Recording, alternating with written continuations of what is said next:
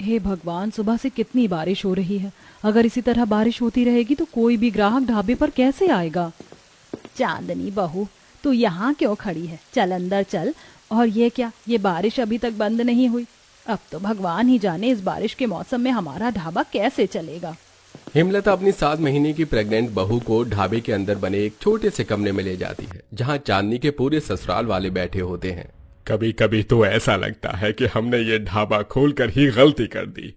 पहले ही सही था, मजदूरी करते थे, कम से कम समय से दिहाड़ी तो मिल जाती थी। लेकिन कब तक बाबूजी? कल को हमें तनीषा की शादी करनी है। ऊपर से चांदनी भी अभी गर्भवती है। एक बेटी को तो आज तक कुछ मैं दे नहीं पाया, न जाने आने वाले बच्चे को क्या दे सकूंगा, कैसे पालूंगा उसे। पूरा परिवार ने मिलकर कुछ समय पहले ही एक छोटा सा ढाबा खोला था।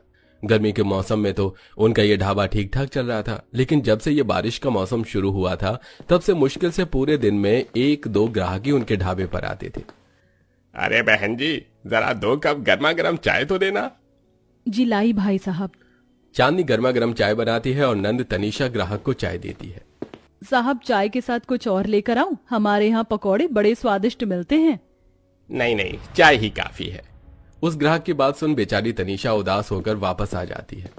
पूरे दिन में मुश्किल से एक ग्राहक आया है और उसने भी बस 2 कप चाय ऑर्डर करी है। ऐसे तो भाभी हमारा ढाबा बिल्कुल चलने से रहा। नहीं तनीषा, मुझे भगवान पर भरोसा है, एक दिन देखना हमारा ये ढाबा जरूर चलेगा और यहाँ पर लोगों की भीड़ भी जमा होगी। चांदनी खुद को और अपने ससुराल वालों को हौसला तो दे रही थी, लेकिन कहीं न कहीं चांदनी भी जानती थी जिस तरह से उनके ढाबे की हालत है, उस तरह से उनका ढाबा इस बारिश के मौसम में ज्यादा दिन नहीं चल पाएगा।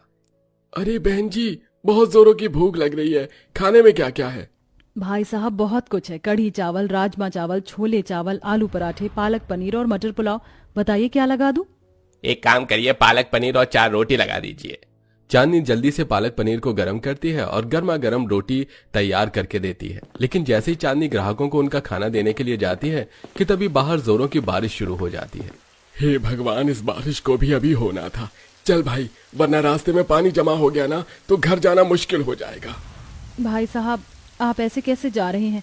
कम से कम अपना ऑर्डर किया हुआ खाना तो खा लीजिए। अरे बहन जी, खाना तो हम बाद में खा लेंगे, लेकिन अगर बारिश तेज हो गई ना तो निकलना मुश्किल हो जाएगा।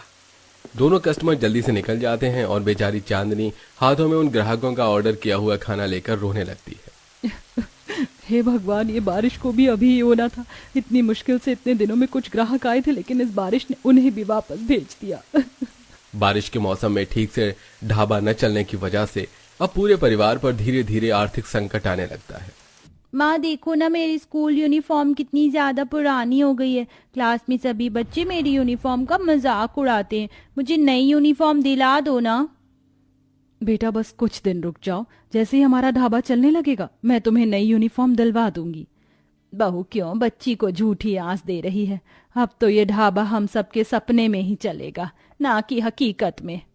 धीरे धीरे ढाबे को घाटे में जाता देख चांदनी के ससुराल वाले ढाबा ही बंद कर देते हैं और ऐसे ही कुछ दिन गुजर जाते हैं। चांदनी हर रोज की तरह घर के काम कर रही होती है कि तभी अचानक उसके पेट में बहुत तेज दर्द होने लगता है। माँ जी, मेरा पेट। क्या हुआ चांदनी बहू, तू ठीक तो है ना?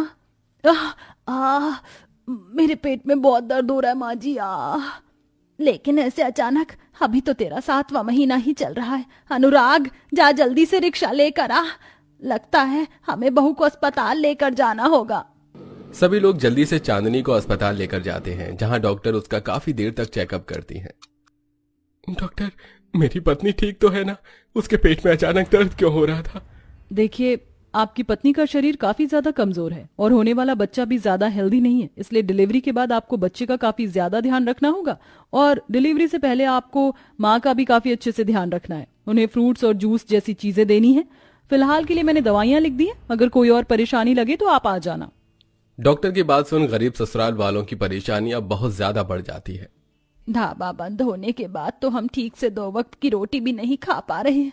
ऐसी हालत में हम बहू को ऐसे पौष्टिक आहार कहाँ से ला कर देंगे?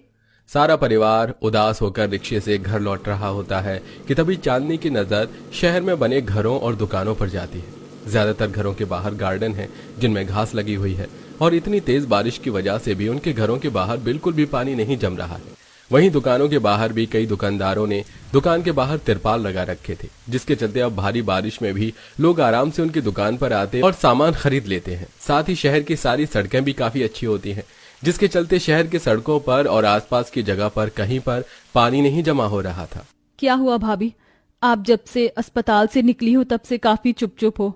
रास्ते में भी आपने किसी से कोई बात नहीं की। तनीषा, मैं ये सोच रही हूँ कि हम कैसे बारिश के मौसम में अपने इस ढाबे को अच्छे से चला सकते हैं। लोग हमारे ढाबे पर क्यों नहीं आ रहे हैं? क्योंकि बारिश की वजह से जो रास्ता हमारे ढाबे की तरफ आता है, अक्सर वहां पानी भर जाता है और हमारे ढाबे में भी इतनी जगह नहीं है कि 4 लोग से ज्यादा बैठकर अंदर खाना खा सके। अगर हम इन सभी परेशानियों को ठीक कर देते हैं तो लोग हमारे ढाबे पर बारिश में भी आराम से आ सकेंगे। लेकिन कैसे चांदनी? हम जब घर आ रहे थे तो मैंने रास्ते में कुछ चीज नोटिस की थी। हम लोग अपने ढाबे के बाहर एक बड़ा सा तिरपाल लगा देंगे, जिसके चलते बारिश में भी अब लोग आराम से खाना खा सकेंगे। वहीं जो रास्ता हमारे ढाबे की तरफ आता है, उस रास्ते में जितने भी गड्ढे हैं हम उनको भर देंगे और सब जगह हरी हरी घास उगाएंगे, जिससे जितनी भी बारिश क्यों ना आए वो घास सारा पानी अपने अंदर सोख लेगी। चांदनी का आइडिया घर में सभी को पसंद आता है, जिसके बाद अब सभी चांदनी के आइडिया के मुताबिक अपने अपने कामों में जुट जाते हैं। अनुराग, जयेश मिलकर सारे गड्ढों को भर के उसके ऊपर घास की बुआई कर देते हैं। वहीं हेमलता और तनीषा ढाबे के बाहर अच्छे से तिरपाल को लगा देती हैं। माँ, दादाजी और बाबा ने सारे गड्ढे तो भर दिए, लेकिन आपने इन 2 गड्ढे को क्यों ने भरने से मना किया? मेरा बेटा, बस तुम देखती जाओ कि अभी मैं इन गड्ढों में क्या करूंगी। चांदनी पास के तालाब से ढेर सारी मछलियों को लेकर आती है और उन्हें अपने ढाबे के पास बने 2 बड़े बड़े गड्ढों में छोड़ देती है, जिससे वो साधारण पानी के गड्ढे मछलियों की वजह से काफी सुंदर लगने लगते हैं। वहीं बारिश के मौसम की वजह से कुछ दिनों में ही घास भी उग जाती है, साथ ही कुछ रंग बिरंगे फूल भी उगते हैं जो दिखने में काफी सुंदर लग रहे थे। और अब बिल्कुल वैसा ही होता है जैसे चांदनी ने सोचा था। धीरे धीरे कस्टमर गरीब ससुराल वालों के ढाबे पर आना शुरू कर देते हैं। अरे पहले तो यहाँ का रास्ता कितना खराब था, हमेशा मेरी बाइक किसी न किसी गड्ढे में फंस जाती थी, लेकिन आज देखो मैं बिल्कुल आराम से आया हूँ। और ये तो देखो, इन छोटे छोटे गड्ढों में कितनी सारी मछलियां हैं। लग रहा है हम किसी ढाबे में नहीं बल्कि किसी बड़े से होटल में बैठे हैं। बारिश के मौसम में छोटे से ढाबे पर बैठकर इतना अच्छा व्यू देखकर सभी ग्राहक काफी खुश होते हैं। कुछ ही दिनों में गरीब ससुराल वालों का ढाबा काफी अच्छे से चलने लगता है और अब वो सब चांदनी का भी अच्छे से ध्यान रख पा रहे थे। ये ले बहू, बस भी करिए माँ जी, सुबह से आप मुझे इतने फल खिला चुकी हैं, अब और मन नहीं है। ऐसे कैसे मन नहीं है? ये सब तो तुझे खाना ही होगा, और वैसे भी ये सब जो है बहू तेरी वजह से ही है। अगर तू हमें इतनी अच्छी तरकीब नहीं बताती तो शायद आज हम लोग 2 वक्त की रोटी के लिए किसी सेठ के वहां मजदूरी कर रहे होते। माँ जी, भले ही तरकीब मेरी थी, लेकिन मेहनत तो आप सबकी थी ना।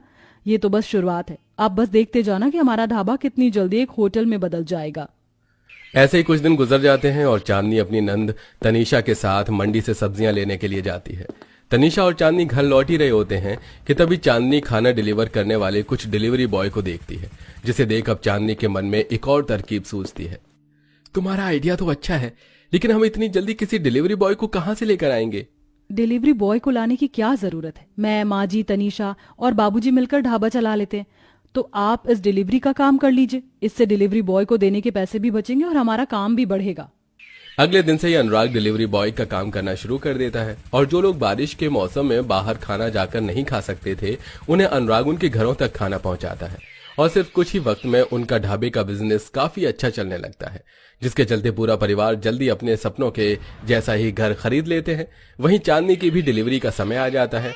चांदनी एक प्यारे से बेटे को जन्म देती है। कुछ दिनों में पूरा परिवार तनीषा की भी एक अच्छे घर में शादी कर देता है और अब सभी अपने इस ढाबे की बिजनेस को धीरे धीरे आगे बढ़ाते हैं।